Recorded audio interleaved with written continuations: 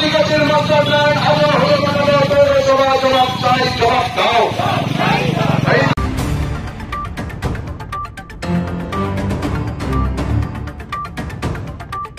ইসলামপুর পৌর নাগরিক পরিষেবা নিয়ে দীর্ঘদিনের অসন্তোষের প্রেক্ষিতে সরব হল সিপিআইএম।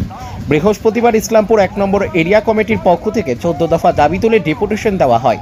নেতৃত্বে ছিলেন সিপিআইএম রাজ্য কমিটির সদস্য উত্তম পাল, স্বপন গুহ নিয়োগী, বিকাশ দাস, আব্দুল করিম ও রঘুপতি মুখার্জি।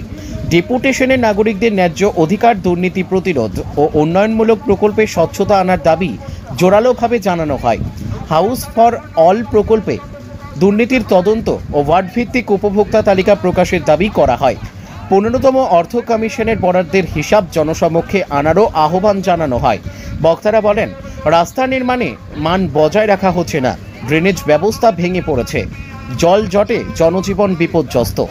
অমৃত ভারত প্রকল্প দ্রুত বাস্তবায়ন ও খাস জমিতে বসবাসকারীদের মালিকানা দলিল প্রদানের দাবি তোলেন তারা। চেয়ারম্যান কানাইয়ালাল আগরওয়াল জানান, ডেপুটেশনের দাবি যুক্তিসম্মত, টোটো চলাচল ও অন্যান্য বিষয়ে শীঘ্রই ব্যবস্থা নেওয়া হবে। সিপিআইএম হুঁশিয়ারি দিয়েছে, দ্রুত পদক্ষেপ না নিলে বৃহত্তর গণ আন্দোলন গড়ে তোলা হবে। চাই, জবাব দাও। ইনকলাব জিন্দাবাদ, সিপিআইএম জিন্দাবাদ।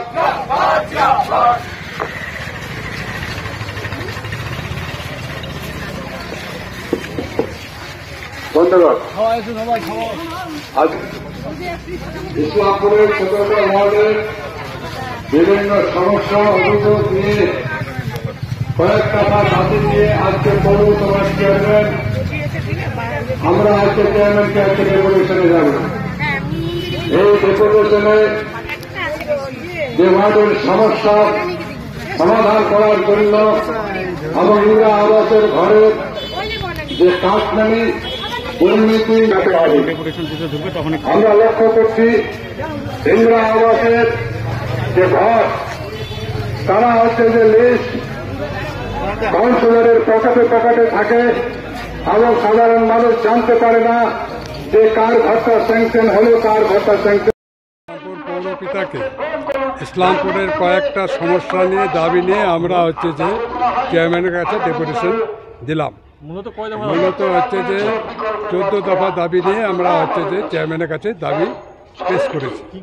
যে মূলত হচ্ছে যে মেন দাবি যে পৌর আবাস যে যোজনার যে ঘরগুলো হচ্ছে, সেই ঘরের হচ্ছে যে যাদের বেনিফিশিয়ারি, যাদের নাম হচ্ছে পাস হচ্ছে, সেই লিস্টটা হচ্ছে যে মানুষের কাছে, সাধারণ মানুষের কাছে, পৌরসভার কাছে প্রকাশ্যে লিস্ট টাঙাতে হবে, যাতে হচ্ছে যে মানুষ বুঝতে পারে যে আমার নামটা পৌর আবাসে হচ্ছে যে স্যাংশন হয়েছে, পাস হয়েছে। তাতে হচ্ছে যে কাটমানির ব্যাপারটা যেটা আছে, অনেকখানে হচ্ছে যে মানুষ জানতে পারে না যে আমার ঘরটা হলো কি হলো না। সেই হচ্ছে যে কাটমানিটা নিচ্ছে, কারো কাছ থেকে নিয়ে বলছে যে ঠিক আছে তোমার ঘরটা হয়ে গেল, যে কাটমানি দিচ্ছে না সে ঘরটা পাচ্ছে না। এবং হচ্ছে যে যাদের বাড়ি দোতলা, একতলা বাড়ি, তারা ঘর পাচ্ছে, অথচ যারা হচ্ছে যে প্লাস্টিকের চাল আছে, কাঁচা ঘর আছে, কিছু হচ্ছে আদিবাসী পাড়া আছে, যেগুলো হচ্ছে যে কাঁচা বাড়িতে হচ্ছে দীর্ঘদিন ধরে আছে, তারা হচ্ছে এখনো পর্যন্ত ঘর পায়নি। সেই দাবিও হচ্ছে যে আমরা চেয়ারম্যানের কাছে দাবি তুলেছি এবং সেই ডিমান্ড আমরা পেশ করেছি। মূলত যেটা হচ্ছে যে ইসলামপুর পৌরসভা যে টোটোর যে উৎপাত, আমরা বলেছি যে ইসলামপুরে টোটোকে নিয়ন্ত্রণ করতে হবে, হচ্ছে যাদের মানুষ পথচারী হচ্ছে যে মানুষ স্বাধীনভাবে সুষ্ঠুভাবে স্কুলে বাচ্চারা স্কুলে যেতে পারে, যেভাবে টোটোর উৎপাত ইসলামপুর শহরে আমরা লক্ষ্য করছি, সেটাকে নিয়ন্ত্রণ করতে হবে।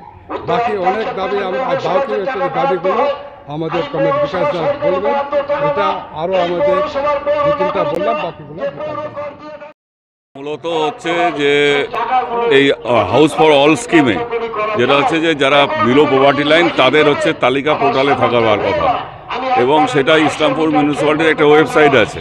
আমরা চেয়ারম্যান সাহেবকে বলেছি যে এটা ওয়েবসাইটে প্রকাশ করুন, তাহলে হচ্ছে যে সিরিয়ালের ক্ষেত্রে হতে পারে যে আমার ইসলামপুরে এই মুহূর্তে 1000 জন আছে, কিন্তু 200 স্যাংশন এসছে, তাহলে 200 যে সিরিয়ালটা যাতে জাম্প না হয় এক্ষেত্রে যাতে কাউন্সিলররা কাটমানি খাওয়ার কোনো সুযোগ না পায় সেই জায়গাটা দেখতে হবে। আমরা নির্দিষ্টভাবে কারোর বিরুদ্ধে অভিযোগ করিনি যে কোনো কাউন্সিলর নির্দিষ্টভাবে করিনি, কিন্তু অভিযোগ আছে, তিনিও সেটা স্বীকার করেন এবং আমরা দৃষ্টান্ত দিয়ে দেখে উনি বলেছেন যে লিস্টগুলো থাকলে আমাকে দিতে, এবং আমরা বলেছি যে কয়েকটা ওয়ার্ডের ক্ষেত্রে আছে আমরা সেটা জানাবো। দ্বিতীয়ত মূলত যেটা হচ্ছে যে ইসলামপুর পৌরসভার যে যানজটের যে সমস্যাটা, এটা হচ্ছে চরম। আমরা বাইপাস করলাম দীর্ঘ আন্দোলনের ফলে যানজট মুক্ত হলো কি শহর, সেটা হয়নি। সেক্ষেত্রে হচ্ছে যে আমাদের রেজিস্টার্ড এখানে টোটো আছে 450-500, আমরা টোটোর চালকের বিরুদ্ধে নই, কিন্তু 10,000 টোটো ইসলামপুরে ঘুরে বেড়াচ্ছে। এটাকে রেগুলেট করা, শিলিগুড়িতে যেমন রেগুলেট করা হয় যে এক জায়গার টোটো আরেক জায়গায় যেতে পারবে না, আরেক জায়গার টোটো সবাই করে খাক, কিন্তু একটা রেগুলেশন হোক। আমাদের স্ট্রিট হকার, টোটাল ইসলামপুর শহরটা ফলের বাজার হয়ে গেছে।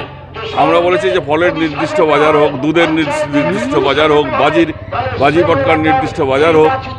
এই শহরে 17টা ওয়ার্ডের মধ্যে 25টা মাছ বাজার আছে, মানে মাছ বাজার নির্দিষ্ট হোক, এবং এরাই নোংরা করছে শহরটাকে। ফলে এইটাকে রেগুলেট করা হোক, কন্ট্রোল করা হোক। আর ড্রেনগুলো যেগুলো হচ্ছে যে ঢাকনা দেওয়া নেই, সেটা ঢাকনা দেওয়ার ব্যবস্থা হোক, এবং গার্বেজ নিয়ে যাওয়ার ক্ষেত্রে, ডাম্পিং গ্রাউন্ডে নিয়ে যাওয়ার ক্ষেত্রে যে নিয়ম আছে প্লাস্টিক দিয়ে ঢেকে, সেটা না হলে এরা খোলা নিয়ে যাচ্ছে, এবং ডাম্পিং গ্রাউন্ডের হাইড্রোলিক হচ্ছে উঠে যাচ্ছে এবং নোংরা রাস্তায় পড়ছে, এবং হাওয়া এসে সেটা হচ্ছে গড়াগড়ি খাচ্ছে। সেটা উনি বলেছেন যে না, আমি দেখব। সুইপারের যথেষ্ট ওনার সুইপার আছে এবং সেটাকে কাজে লাগানো, মনিটরিং করবার ক্ষেত্রে যে দুর্বলতা আছে উনিও স্বীকার করছেন যে সেটা হচ্ছে যে আমরা দেখব। এবং নতুন কাজের ক্ষেত্রে যেটা হচ্ছে সমস্যা, ফান্ডিংয়ের কথা বললেন যে ফান্ড পাওয়া যাচ্ছে না, ফলে করতে পারছি না, কিন্তু যাই আসবে কাজ আসবে, আমাদেরকে উনি কথা দিয়েছেন যে সেটা তার ওয়েবসাইটে তারা প্রকাশ করবেন।